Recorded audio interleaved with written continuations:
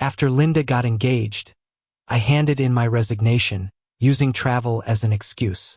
She raised an eyebrow and laughed softly. "Come back when you've had your fun." Greedily, I took in her face and simply hummed. She didn't know I wasn't coming back. My life started counting down the moment she got engaged. At an elite gathering, Linda clung to my arm and casually yet sincerely introduced me. "My brother wants to explore. Please look out for him." The chandelier's light cast a pure reflection on Linda's sharp profile. As a friend, she'd done more than enough. But deep down, my feelings were messy. Linda would never know the real reason I quit was that I fell for her. When the system brought me to this world, Linda was just an outcast, illegitimate daughter. She'd been pushed out of the power circle, managing only fringe businesses. I applied to be her secretary. On my first day, Linda was smoking, feet up on her desk. "Find another job. There's no future with me." I bent down, picked up the papers she tossed on the floor, and stacked them neatly. "The future is something you carve out yourself." Softly, I told her, "Linda, you're going to be amazing someday." She paused, staring at me with her dark eyes for what felt like forever, but didn't say anything.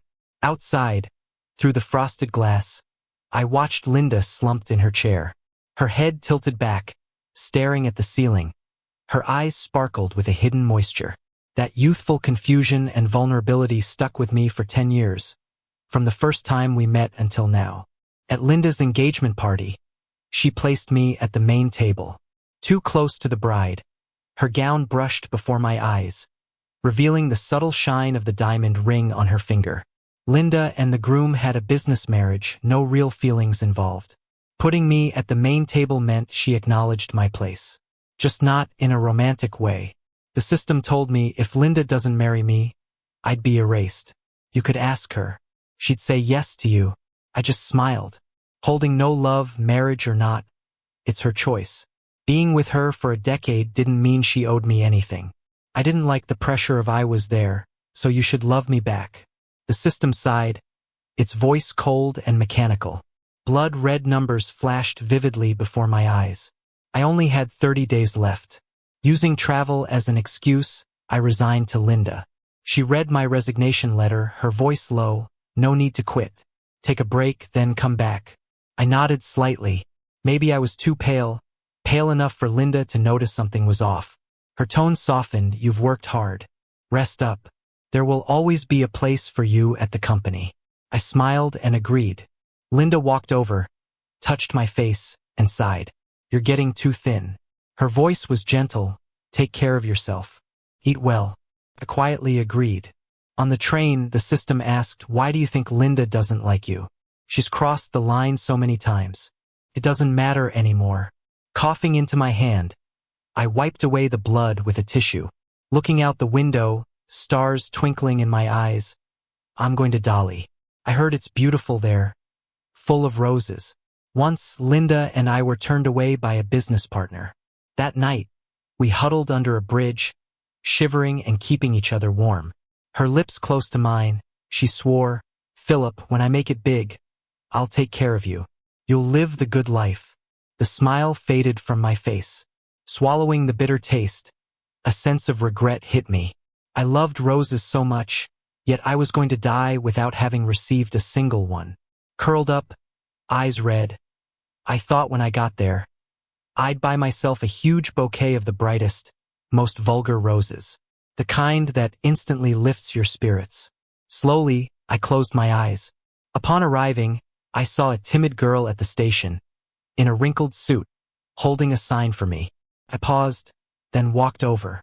She was Linda's supplier's assistant. Linda specifically requested you be well taken care of. Linda's connection with Dolly wasn't strong, so her getting things done took effort. I stared quietly for a few seconds and politely declined. "No need, I want to wander around alone." "Phillip, you don't need to tell Linda. Just say I'm doing well, having fun. All is good." In my last month, I didn't want to drag her into anything. I found a bar to stay in. After living carefully for 2 lifetimes, I wanted to finally experience a reckless thrill at the end. When the bar was quiet during the day, I strolled around the town with an umbrella, stopping at a photo studio for a portrait. I wanted it edited so I looked paler, smiling gently with curved lips. A black and white photo, framed, to hold close to my chest while leaving a confused photographer behind. Before entering the book, I had died suddenly, a speeding car taking my life. Now, knowing my death was coming and planning for it felt bizarre. At night, amidst the cheap cocktail's aroma, I swayed, dancing to the music. Bodies brushing past, our arms touching or getting touched. I turned, gave a subtle smile, and continued the nightlife, uncertain about life and death. This month, I did everything I once wanted but couldn't. Having done it all, I grew tired quickly. So I lay in a rocking chair, gazing at the mountains and lakes, awaiting death. Linda called midway through, her tone gentle, asking how I was enjoying my time. I hadn't even spoken yet when I heard a deep voice on the other end of the phone. "You don't even bother to answer my calls." It was her fiancé. My blood ran cold instantly. I heard Linda coaxing gently and the man's light laughter. Suddenly, my blood warmed up, and my heartbeat calmed down. I chuckled, "It's all good." Linda hung up the phone in a rush. Holding my phone, I stared blankly at the green waves ahead. Before the engagement, Linda didn't even know her fiancé. It's been a bit over a half month. I once heard that people destined to love each other fall in love at first sight, define the relationship in 3 days, and in a week they're head over heels. I never believed it before, but now I can't seem to argue against it. My health is getting worse. I can feel life slipping away almost clearly. The blood in my veins was icy cold. Every cell screamed in agony. 50 meters from the bar, there's a stone bridge surrounded by red roses that fill the air with fragrance in Dolly's gentle breeze.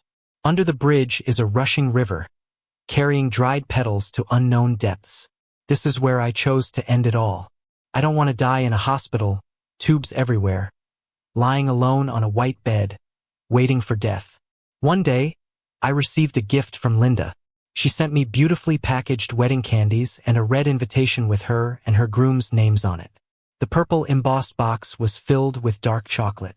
I wiped the blood from the corner of my mouth, tore open the bag, and amid the metallic taste, put the chocolate into my mouth. Bitter yet rich. The first time Linda and I worked overtime, I had low blood sugar. She pulled a handful of vibrantly packaged candies from her drawer. "Have a few or you'll faint," she said. I shook my head, murmuring, "I'm on a diet used to skipping sweets." Her dark eyes stared at me for a moment. Then she smirked. "You're such a fuss." A few days later, she had a friend bring back some dark chocolate from abroad and pushed it to me. "Keep it around, it helps with dieting. Don't starve yourself, it's not good."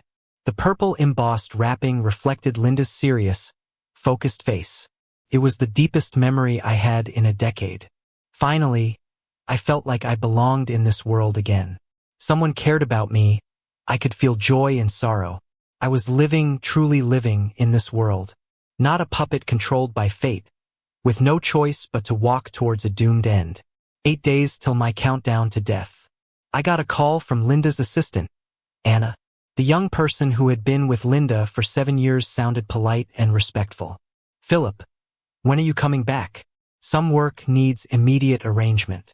I grabbed a handful of earth, tossed it carelessly skyward, and replied indifferently, "Arrange it as if I'm not coming back. Find someone to fill my spot." "Phillip." Anna sounded troubled. She cautiously asked, "Are you not planning to return?" "Yeah." I told her not to inform Linda for now. I pressed my lips together. Anna was trained by me, was with Linda for 7 years, and stuck by me for 7. I wanted her to handle my affairs afterward, but I couldn't find the words. In the end, I just sighed.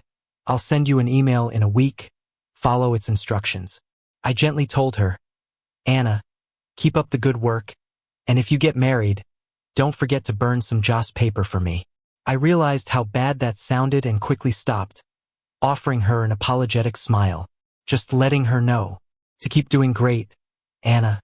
Maybe because I'm near death, I'm dreaming of past lives, dreaming of my dad. A suit outlining his elegant figure, like the brightest court dancer. A stark contrast to his eventual thin, frail frame, lying in a hospital bed, dried out like kindling. The woman he loved all his life, who he willingly became the third wheel for, never showed up by his bedside. Despite his countless calls, his hoarse voice begging her to come see him once, she just coldly said, "You deserve to die. Take your son with you, you'll only harm others alive." When she said this, I was sitting by the bed, peeling an apple. The knife slipped, cutting my pale fingertip. Blood flowed, which I wiped away blankly. I watched quietly, finding it all too ridiculous. Went downstairs to buy more apples.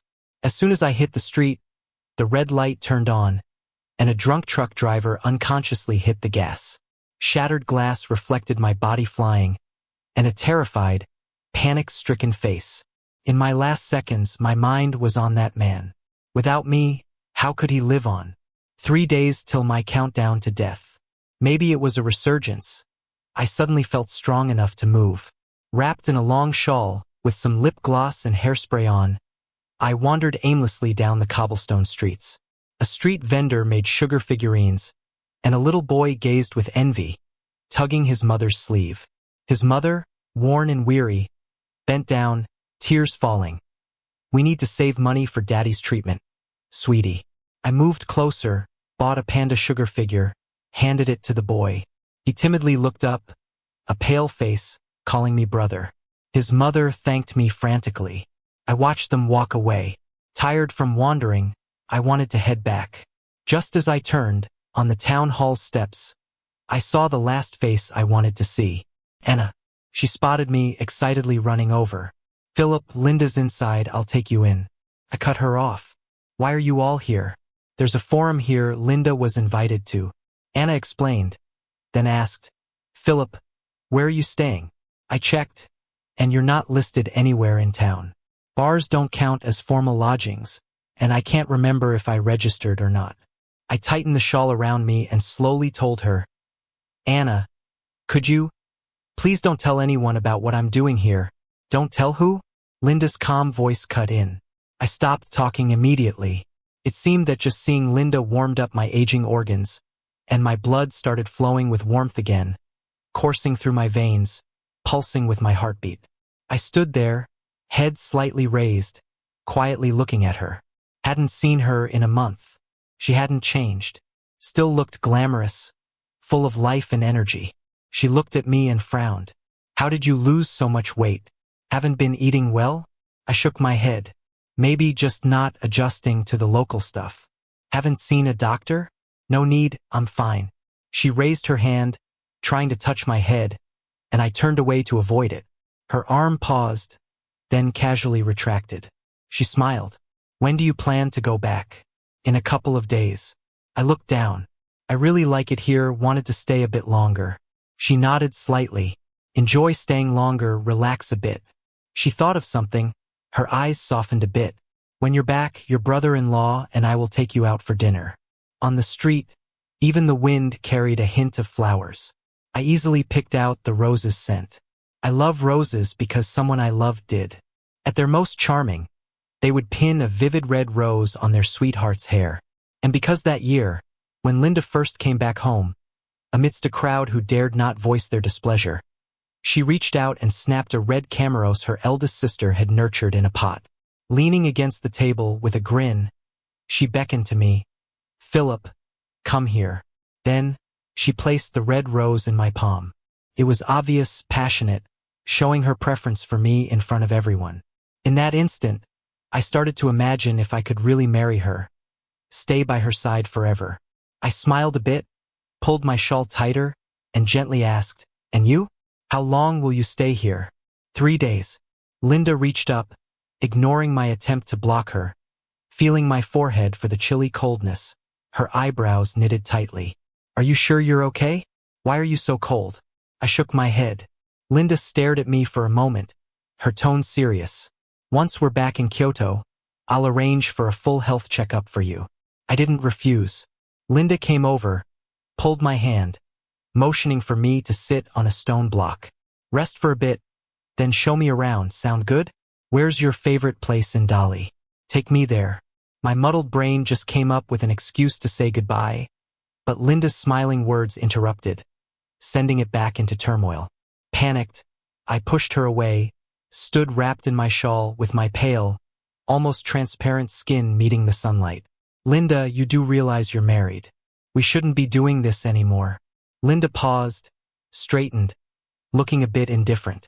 Regardless of whether I'm married or not, Phillip, you'll always be the most important person to me. Always. Always, without any ties of blood or law, the most important. In an adult's world, those two words shouldn't go together.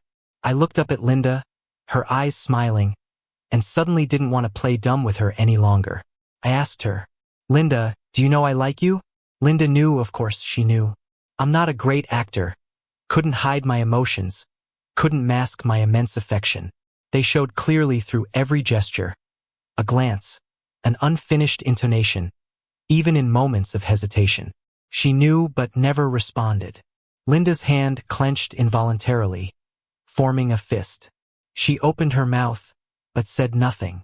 I looked at her and softly said, Since you know, Linda, please don't appear in front of me anymore.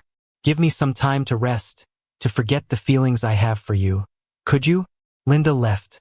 On the empty street, only the rose-scented wind and children's noises remained. The taste of iron rose in my throat, the familiar smell of blood returning, and I gradually came back to myself, feeling my limbs and blood. I lied to Linda.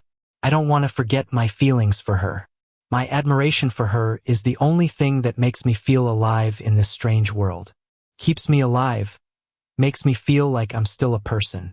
Not some monster made by code, existing solely for tasks. As the metallic tang in my throat sank down, I supported myself against the wall, slowly got up, and walked back to the bar. 2 days left on the countdown to death. In the morning, I squatted in a sea of roses, wrapped in my coat, digging hard at the soil. Someone patted my head. It was the bar owner's daughter. With clear and pure eyes and pale, almost transparent skin, she smiled, showing a little thong. At this delicate and romantic age, I didn't want to give her any psychological shadows. I dropped the spade, wobbled up, took 3 steps back, and asked her expressionlessly, What's up? She seemed a bit flustered, stretching out her arm with steaming buns in hand. Saw you up early, didn't have breakfast, bought some for you. Thank you. I smiled, turned her down. But I don't need it. Have some, it's not good for your health not to eat. I have someone I really like. I told her, I won't love anyone else in this lifetime.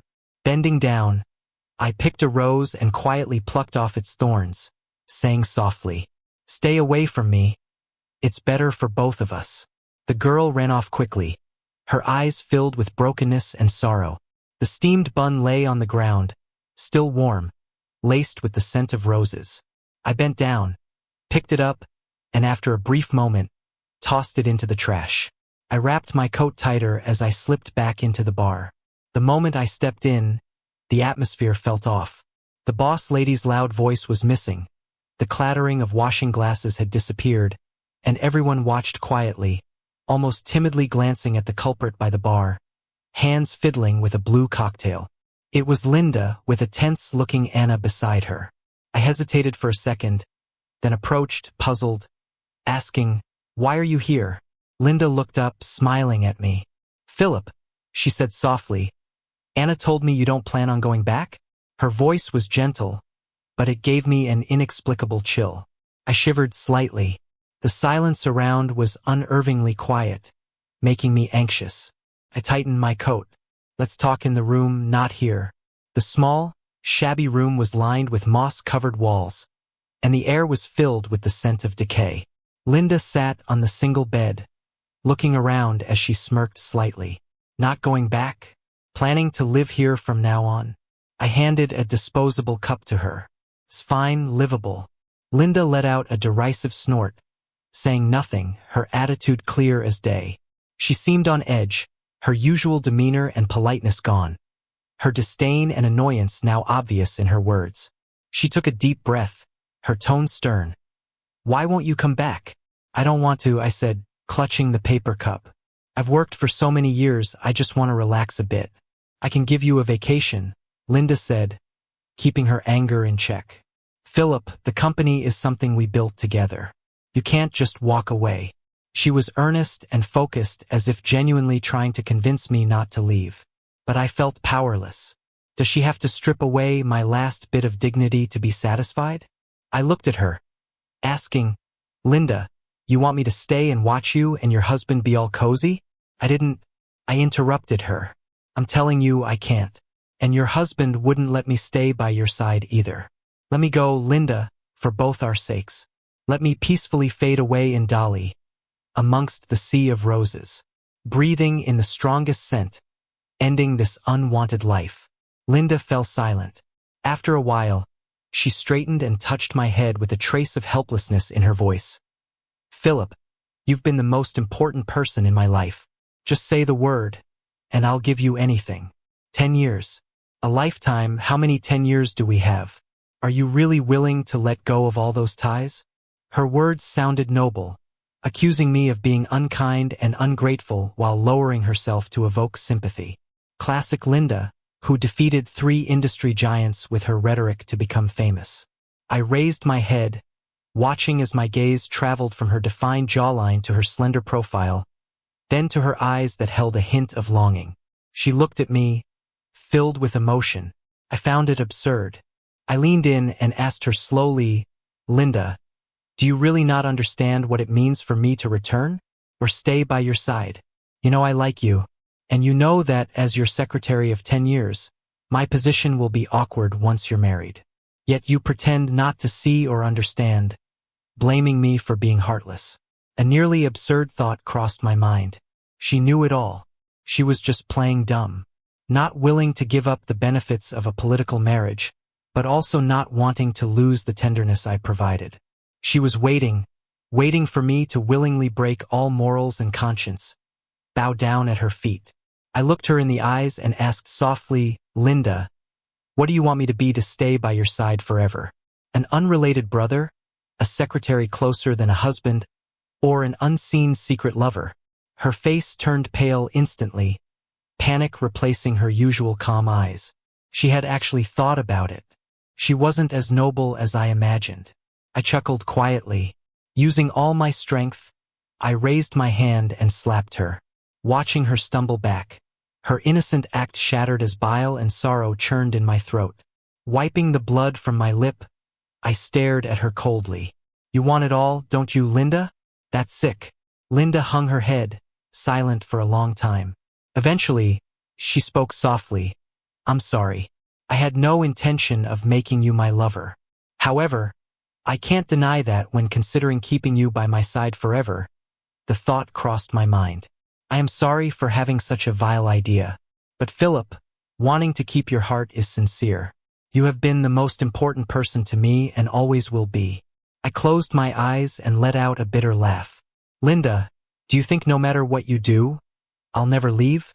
That I'll always follow you willingly, being your unrequited shadow? When she agreed to the arranged marriage, she didn't expect me to be so resolute in leaving. She might have known I'd be sad, but thought I'd simply cry a bit. Then she'd coax me back and things would go back to normal. Because my loyalty was unquestionable, she didn't feel the need to worry. It was all so laughably naive. Linda remained silent, softly saying, in these 10 years, I faced so much betrayal. They all used me as a stepping stone.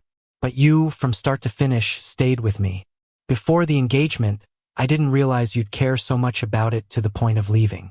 Phillip, if canceling the engagement would make you stay, I'd do it in a heartbeat. Only when she realized I truly intended to leave did Linda attempt to reconcile. She subtly used negotiation skills, watching my reactions carefully, pondering how to achieve her goal while maximizing gain. Growing up in an orphanage, lacking basic moral education, she might still not understand why a marriage without emotional grounding, bounded merely by legal papers, would make me so determined to leave. I forced a smile. Linda suddenly reached out and grabbed my wrist. Despite my struggles, she pushed up my sleeve and revealed the scar on my elbow. What was once a fierce, deep wound was now just a thin line. Her fingers gently traced over it, and she spoke softly. Phillip, in this position I have countless ways to keep you. Threats, captivity, even intimidation. You care about too many people and things. If I hold even one of them, you'll never break free. But I don't want to do that. As she touched the scar on my elbow, her expression softened. You took that knife from me back then, and I swore I'd never let anyone bully you again. Not even me. Her dark eyes locked onto mine, her voice soft yet firm. So, Phillip, I'll ask you one last time. Will you come with me? I stared at her, from her lips to her nose, and finally to those expectant eyes. Linda's eyes were beautiful, slightly upturned at the corners, always glistening, full of charm and temptation. From the first moment I saw her, I was drawn in by her eyes and then plunged into an abyss. Only now do I realize that Linda, a cold and ruthless capitalist, has nothing worth loving. I leaned in and told her slowly, I won't. Shielding Linda from that knife was a long time ago. She was just in her early 20s then, still a bit naive. That day we were sealing a deal and got ambushed. Her sister blatantly sent people to knock us out and throw us into a dark alley. There, four rough women were ordered to ruin me and chop off one of Linda's hands. It was a stormy night.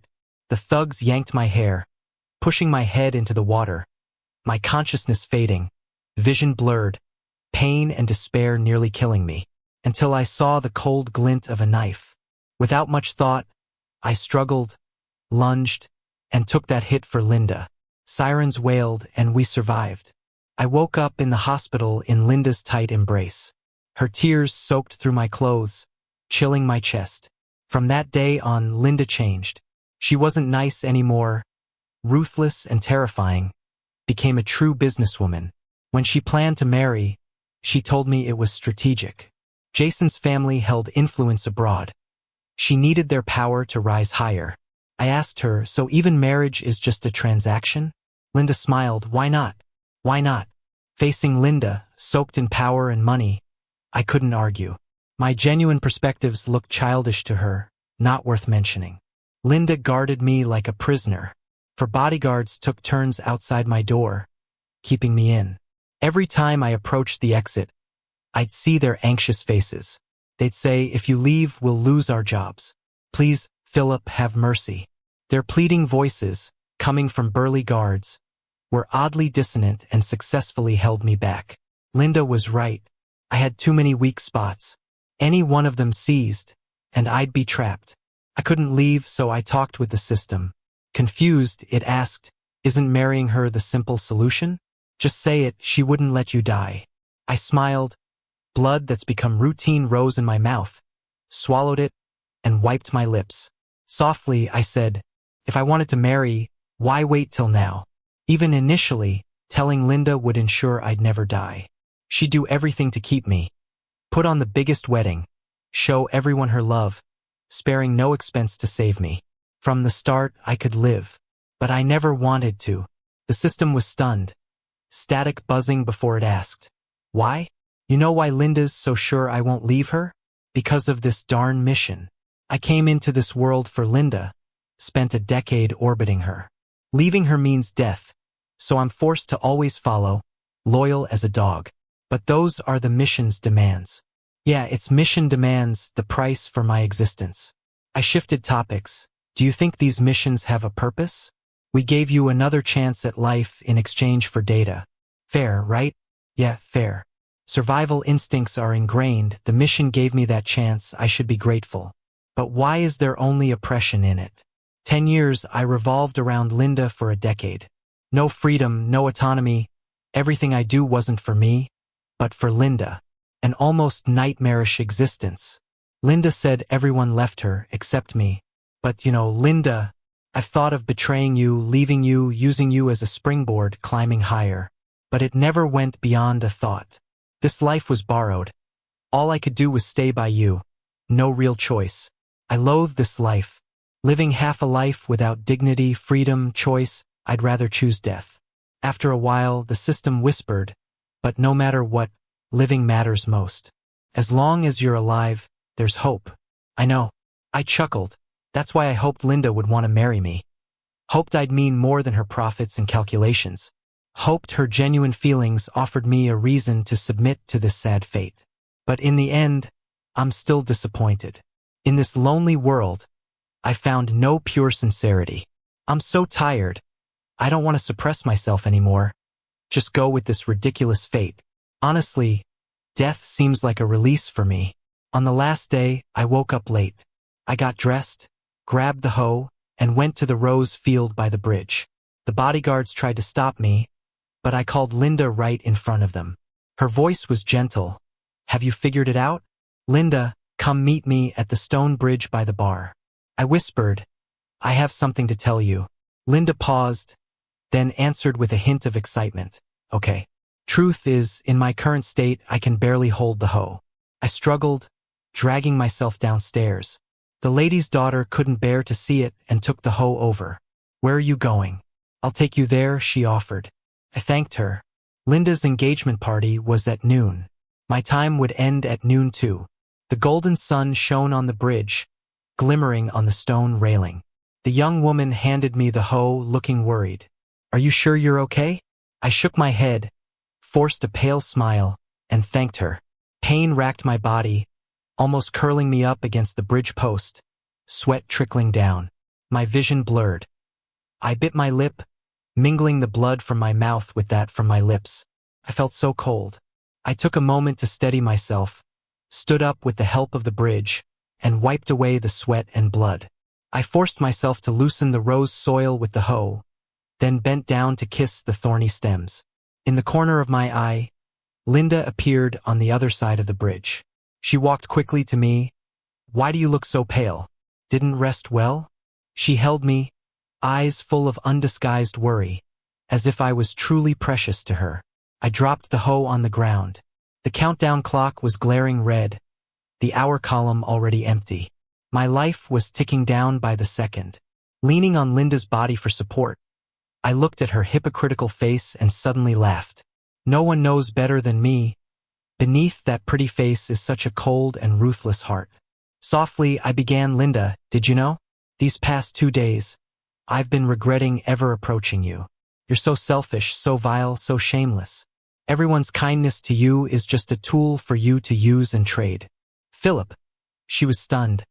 What are you saying? I stood up straight, faced the wind, and looked at her fiercely. I say you're shameless, despicable, vile. No matter how you pretend, it can't hide the darkness inside. If given another chance, I definitely wouldn't want to meet you. Definitely wouldn't. Linda's calm facade began to crack, revealing a cruel interior. She shook me.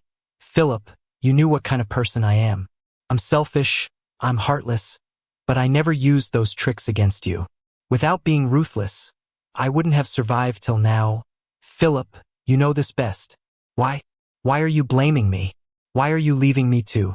Her eyes were red, holding onto me tightly, her chin resting on my shoulder, tears flowing onto my clothes. Just like when I took that knife for her years ago. We've gone through so much together. Phillip, why are you denying everything between us? You're so important that I'd do anything for you. Phillip, why be so cruel to me? Cruel? But Linda, these are just words, not breaking bones or tendons. Nothing like the torment fate put me through. My hatred for fate found no target, so I placed it on you. Anyway, you're not innocent. My voice softened. I patted her shoulder and gently asked, will you marry me, Linda? Her body turned rigid, perhaps weighing pros and cons at that moment.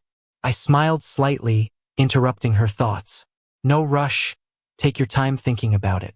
I swallowed the bitterness, watching the numbers in the corner of my vision count down to 0. Give me a moment alone, Linda. Go back and think things through, arrange everything, then come find me. I'll always be here waiting, never leaving. Forever. The word, forever, was spoken like a blood-stained promise against the bright red numbers in my vision, conflicting painfully.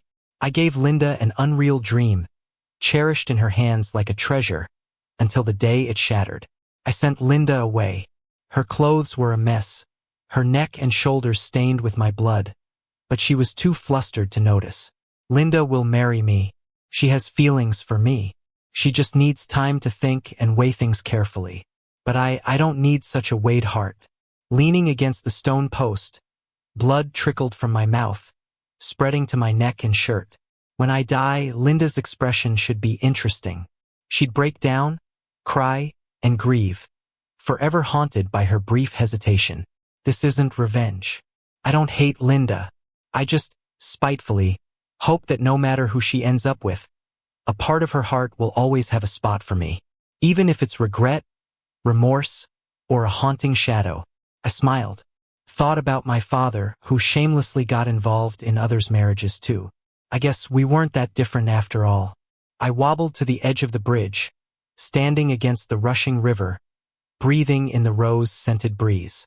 Red roses are my favorite. If no one else gets me any, it's fine. I can buy them myself, place them by my bed, and sleep with their fragrance. Fate tried to take my dignity, my worth tied to Linda. I can't change that, and it's okay. I can choose to stand here and die like a person, rather than live as a ghost. 10 seconds left on the countdown. I spread my arms, embracing the blazing sun and the breeze, facing the rushing river and swirling sand. Smiling, I leap. Let me live a dream I never wake up from. In the dream, I am free and passionate, walking proudly in the sunlight. Not for anyone else, just for myself. To learn, to read, to fall in love, to give speeches, to compete, to do whatever I want, meet anyone I wish, sing any song I like. No systems, no tasks, no so-called strategies, and no life randomly erased.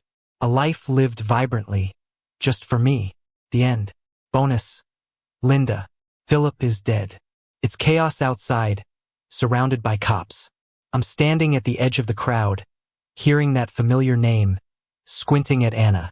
They said, "Who died?" Anna's face turns pale, and she drops to her knees, covering her eyes, tears pouring through her fingers. I stare at her, confused. Why is she crying? Who's dead? Phillip? No way. He can't be dead. It's impossible. Suddenly, I bolt past the police line, rushing to see the swollen, pale corpse from the river. The white cloth lifts. I see a waterlogged face, swollen, ugly, yet hauntingly familiar like a nightmare. Staggering, I collapse onto the muddy ground. My palm digs into the gravel, slicing it open. I think I'm bleeding, but I don't care. I mumble. Already chubby, now even uglier. Wake up, please. I don't mind, okay?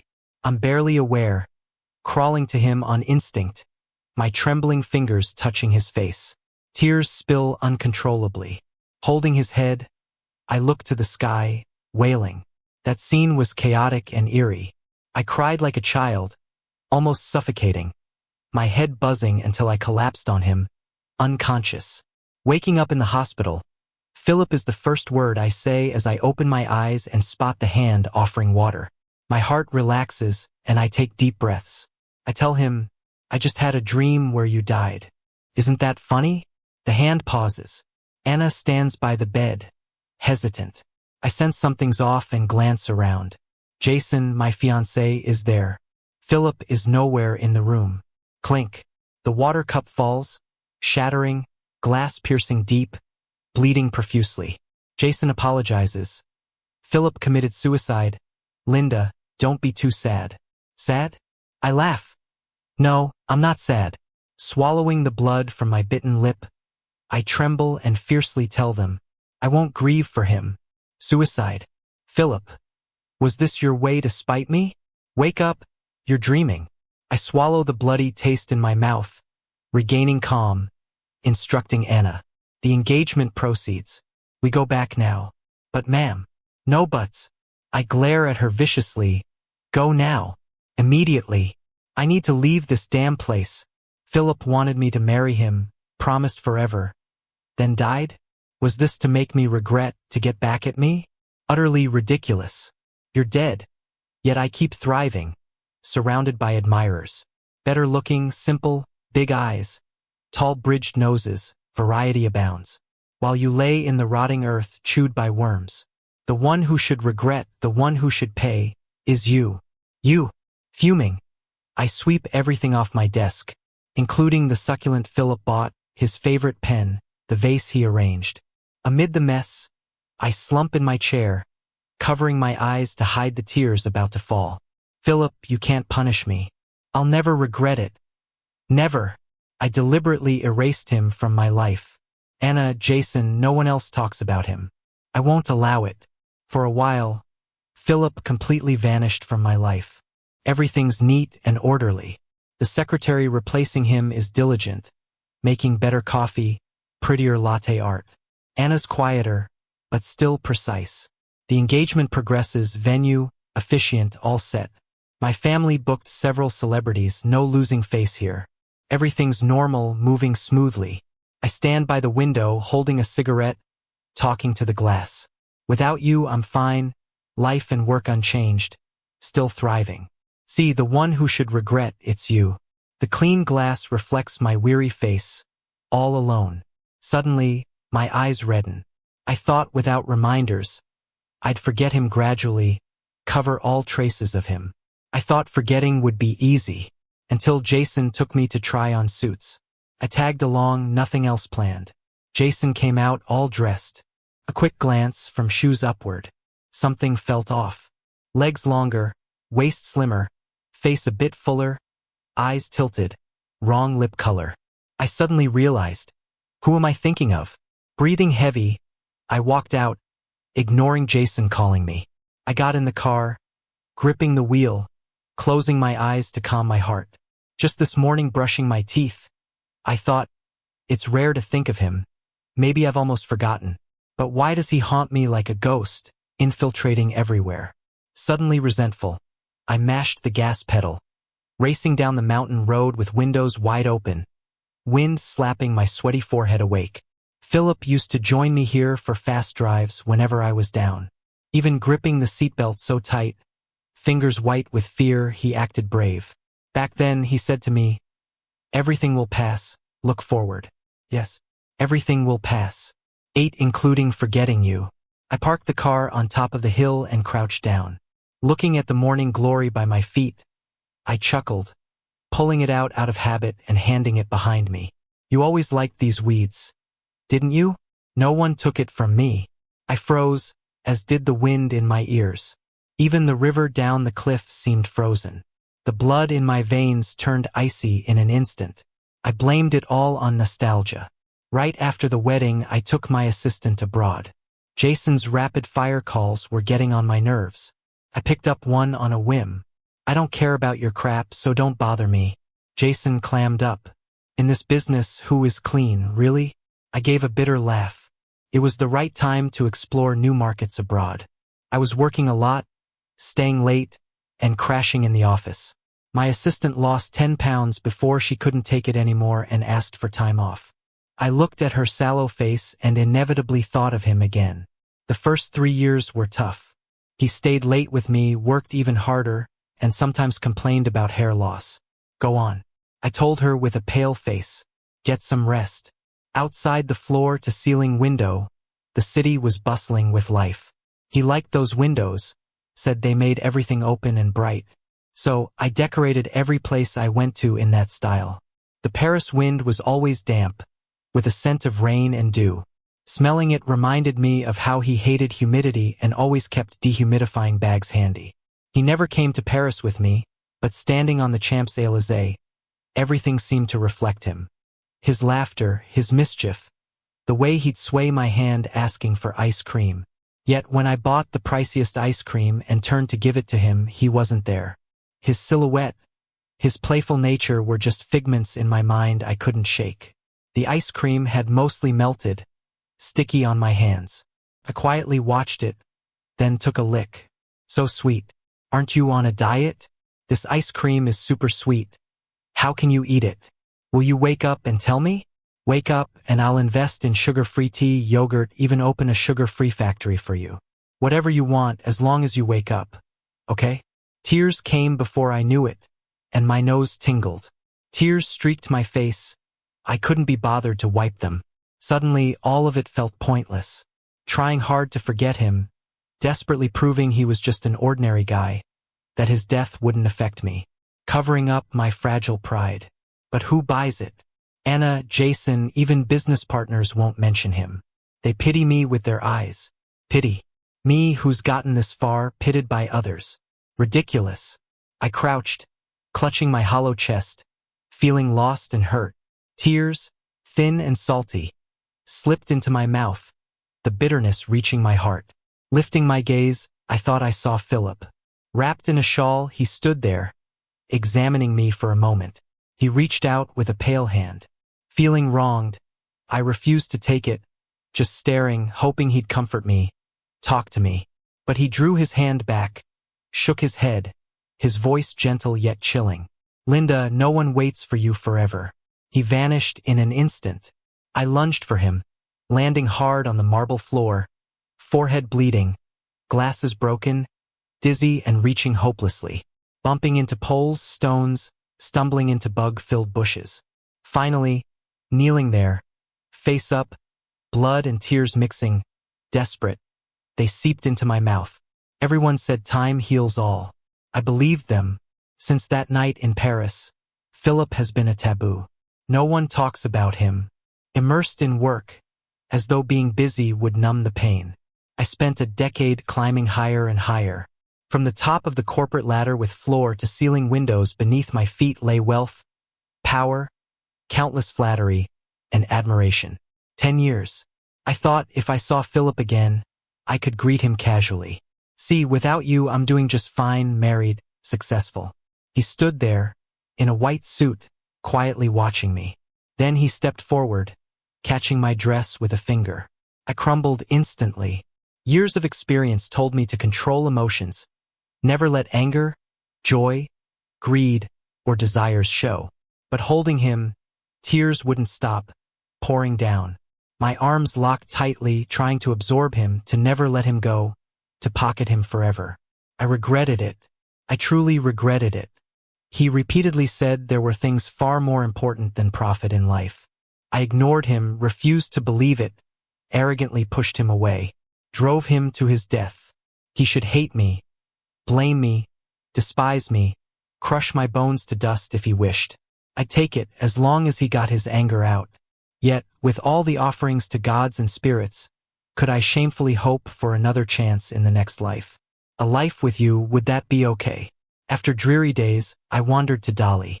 Standing by the bridge he jumped from, lost in thought. He was afraid of the cold. What was he thinking to leap into that icy river? Afraid of pain, I wondered if, as water filled his lungs, he curled up wanting to call for help, scream out. I climbed over the bridge, gazing at the river below, wrapped in white waves and rose petals, jagged rocks everywhere. I seemed to see him, his closed eyes and smiling lips.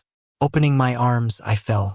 I took a step forward, feeling weightlessness crash against my mind. Dizziness took over. 10 years I was alone in this world for 10 years. Time hasn't erased my feelings for him. Instead, every word he said, every smile, every move, they've become vivid in my mind, crystal clear. In these 10 years, every time I woke up in the middle of the night, every time I was haunted by nightmares, I'd curl up, holding his photo, murmuring about what we once had. Phillip once told me, no one can't live without someone else. Back then, I nodded in agreement. But now I want to tell him, that's not true. Without you, I really can't live. So, in the next life, have some pity on me. Okay?